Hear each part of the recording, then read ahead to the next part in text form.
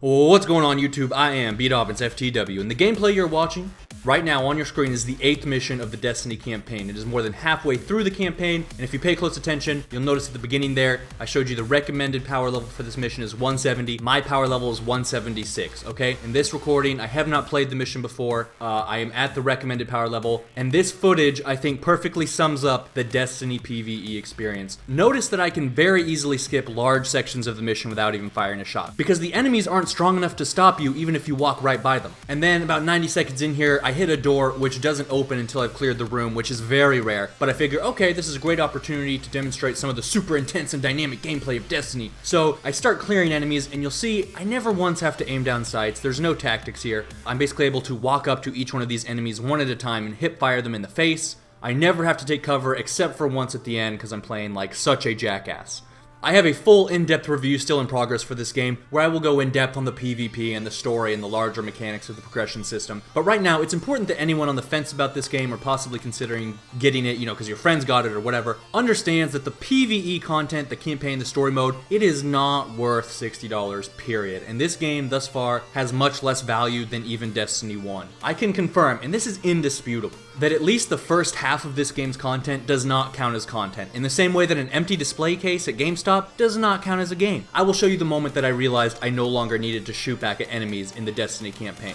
I have not outleveled the content at this point. This is the 4th campaign mission. All I've done up to this point is 3 campaign missions before it and a few matches of multiplayer. This is the fixed difficulty setting, and not only will these enemies not kill you, if you take too long to kill them, they will literally walk up to your face and dance in front of you to make themselves as big a target as possible. Up to this point, I've been trying to see how much of the game I could get through without taking cover. After this, it became, how much of the game can I get through without shooting? The answer was, like, all of it. One of the big changes this game made that hasn't got a lot of attention is that they removed the difficulty settings on story missions, strikes, all the side quests and patrols. Everything is at a fixed difficulty setting. And the difficulty setting is so low that most of these missions aren't even worth playing at all. It's funny, I actually Googled Destiny 2 difficulty settings because I thought, maybe I accidentally had this shit on easy or something. And obviously I found out there are no difficulty settings, but I ran across a funny article from a Time reporter who basically felt the exact same way I do. I'll link that article. I thought he had a funny analogy about how it's like fighting through a room of balloons with a nail gun. Except that doesn't even apply to me anymore because I stopped shooting back. This game begs the question, why do we even play video games? In fact, why do we play any kind of game at all? I mean, look at golf. It's this incredibly difficult objective where you hit a tiny ball into a tiny hole super far away using a club. Why do we do it? It's not like we get anything out of it, even when we do really well. The ball getting in the hole doesn't accomplish anything tangible,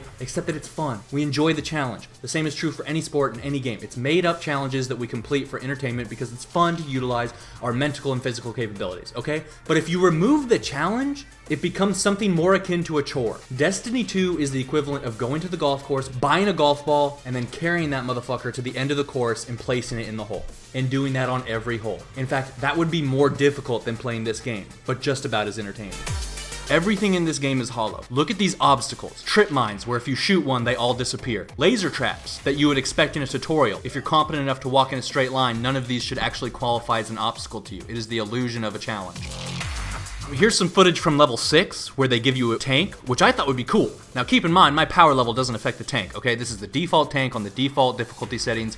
And literally, you do not have to fire a shot to complete this mission. You can literally drive right through the enemies, let them beat the shit out of your tank, and even if they damage it enough, the game gives you infinite tank respawns. Every other room has this little station where you can just pull another one out of thin air. You literally don't have to kill any enemies to get through this level. You can drive through this level, okay? Get on any video game, all right? Load up a custom game on an empty map, walk around in circles for 10 minutes, and you will have experienced all the excitement Destiny PvE has to offer. Get on Battlefield, load an empty custom game map, get in a tank, drive from one end of the map to the other, and you will have experienced level 6 of this video game. And even if you die, there's barely any punishment. You don't lose anything. You usually spawn right back where you started, and the enemies you killed the life before remain dead while it refills your ammo. And then check this shit out. I finally die in a respawn restricted area, and how does it punish me? It clears the room for me and spawns me literally right where I died. Oh darn. There's no leaderboards for anything because they want everyone to feel like a god, and dumbasses don't get to do that when they realize they're in the bottom 2 million of the leaderboards. This is probably also why they got rid of difficulty settings in the first place, because if you can't beat it on the highest difficulty, you're not a god at this game. So they take the shit out and put in a fixed difficulty setting so that a brain damaged person could complete and feel like a badass. If you have the mental capacity to walk from one end of a map to the other, you will get through this game. And what extra sucks about no difficulty settings is that you out-level so much of the content so fast. You know, I can personally confirm that so far, 9 campaign missions, all the side missions on Earth and Titan, and the 2 strikes I've played are all this pathetically easy and ill. But, you know, I feel confident saying it's going to be the vast majority of the game, like 90% of the game. You know, we'll see what happens with the raid. But, you know, a lot of the other content I haven't played yet has recommended power levels at like 60 while I'm at 180, right? And I don't think I did anything out of the ordinary to out-level the content this way. I just played campaign missions and side quests, and even when I haven't out-leveled them, I can still get through them without firing a shot or ever taking cover. And stat buffs alone aren't going to fix this, okay? The characters' tactics are pathetic. They never take cover or fall back. They all have this same weird strategy where they very slowly walk towards you, completely exposed out in the open while shooting you. And then half the time, the enemies don't even shoot you. They don't have the accuracy. You can just walk right by them. They don't shoot you, and you don't need to shoot them. Stat buffs aren't going to fix that. The AI needs a significant intelligence buff. And the thing is, Destiny 1 also had this problem with the pathetic enemy AI, but it wasn't as noticeable because their stats were at least higher and you weren't this overpowered. This game is one long, tedious, depressing, interactive cutscene. It's like in Call of Duty when you have to do that shit to like press X hella fast to win the fist fight and pull the guy up in the chopper or whatever, except instead of 20 seconds every now and then, it's the whole fucking game. There may be some good things to say about the PvP, the raid, even parts of the regular PvE, but I doubt any of that will be worth the hours you spend basically running on a treadmill. And when so much of the game is this hollow, it certainly isn't worth $60 for the raid and just 2 PvP playlists. This is a $20 game tops. Part of me thinks, well, maybe the game is just supposed to be for like kindergartners and preschoolers, but there are grown-ass men playing this game, the dads of Destiny. But every hour spent on this game is an hour of wasted human potential.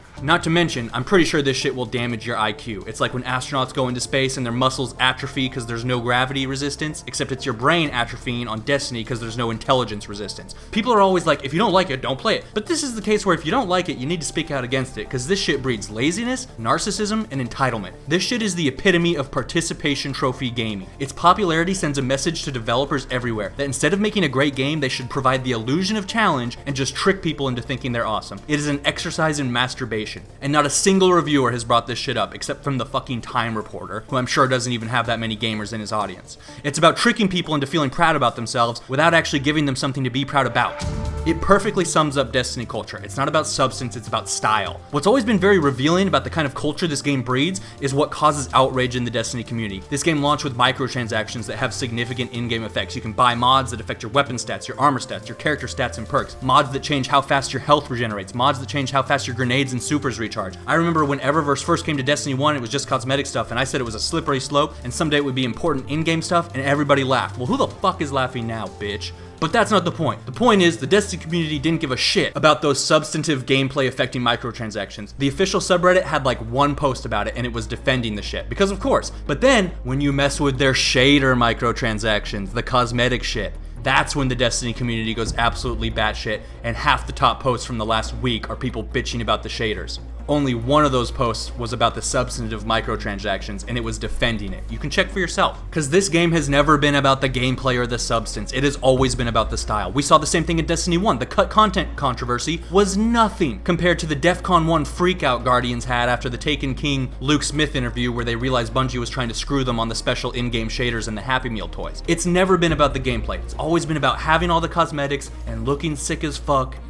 And I think it says a lot about how Hollow Destiny is in general, that like the official subreddit is just filled with shit posts, all right? If you look at their highest upvoted posts of all time, half of the posts on that front page are shit posts. And shit posts, if you're not familiar with forum terms, shit posting on forums, it's not like a meme, it is just low effort, dumb jokes, or not even a joke, just like comical spam almost. All forums have them, but only at the Destiny subreddit do they constitute like half of the most upvoted posts of all time. And it's not because they're stupid people. I really don't think they are. It's just that they don't have anything to fucking talk about because it's a hollow-ass game. But they still want to jerk each other off over the shit. It's always been hollow. It started with 6 out of 10 reviews, and now Destiny 2, as far as I can tell, is actually less substantive. Despite streamlining the progression system, the only reason it's so famous is because they pour so much into the marketing campaigns. It's literally famous just for being famous. If some random indie developer came out with this shit, it would not be that big of a deal. But it's Bungie, and Activision puts $500 million into convincing everyone it's the game of the century, and now it'll be the highest grossing game of 2017, even though it's pointless trash. It is the Kim Kardashian of gaming. It is famous for being famous, all the while being totally hollow and pointless. And the reason fanboys get so touchy when you harp on this game is because if it isn't on top, it won't have the same appeal for them. Because it's like, who gets more attention and respect and admiration? The chess star or the basketball star? They can't gorge their narcissism on some obscure indie game.